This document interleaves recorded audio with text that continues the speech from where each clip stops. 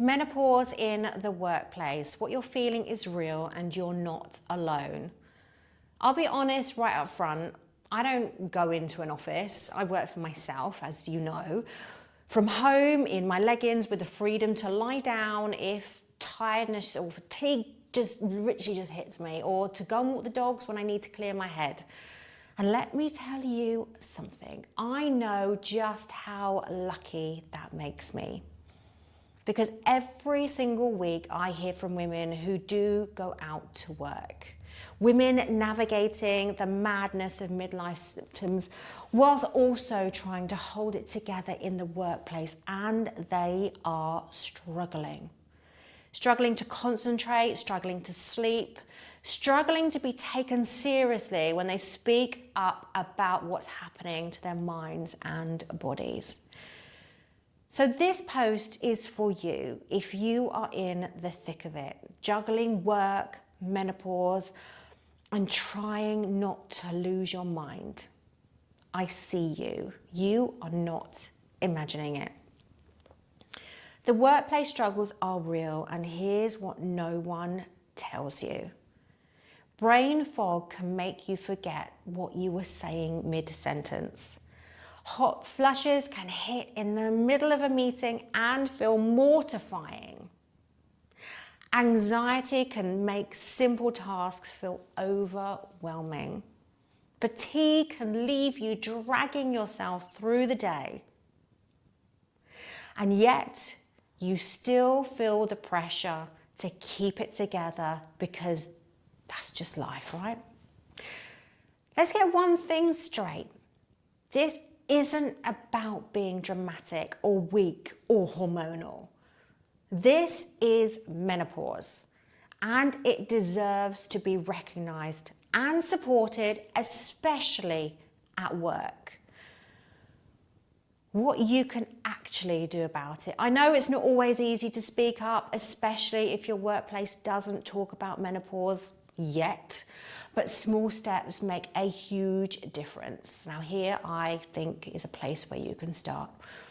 Document your symptoms. Keep a simple log of what you're experiencing. Brain fog, hot flushes, mood swings, insomnia, anxiety. Why? Because when you go to speak to someone at work, specifics give you power. It's harder to dismiss real patterns backed by real examples. Have the conversation. Find someone you trust, HR, a manager, or even a colleague, and speak up. You don't have to share everything, but try just saying something like, I've been experiencing some health changes linked to menopause, and it's starting to impact my workday. I'd love to have a chat about what support might be available. It's not a complaint, it's a conversation. A powerful conversation. Ask for what you need. If you don't ask, you won't get. You might not need to make big changes, but small adjustments can make a huge difference. Flexible start times if your sleep is suffering. A fan or a cooler space if hot flushes are overwhelming for you. Quiet space for moments when you feel overstimulated. Time off for medical appointments without guilt. This is reasonable, not selfish. You're allowed to advocate for yourself. Know your rights.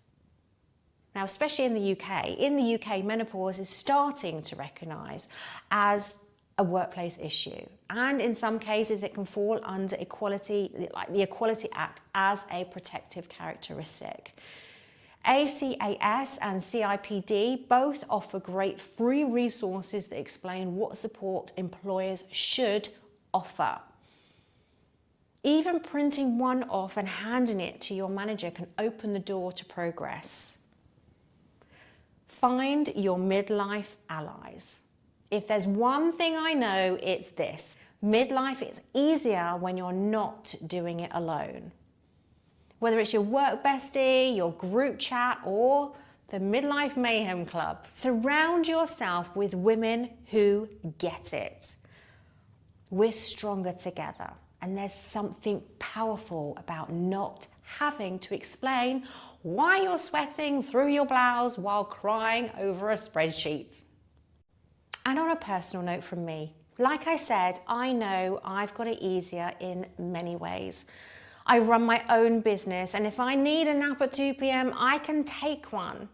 But that doesn't mean I don't see you. I see the women who are pushing through, holding it all together and still showing up, even when their hormones are wreaking havoc.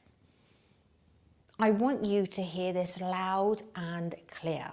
You are not failing. You are not being difficult.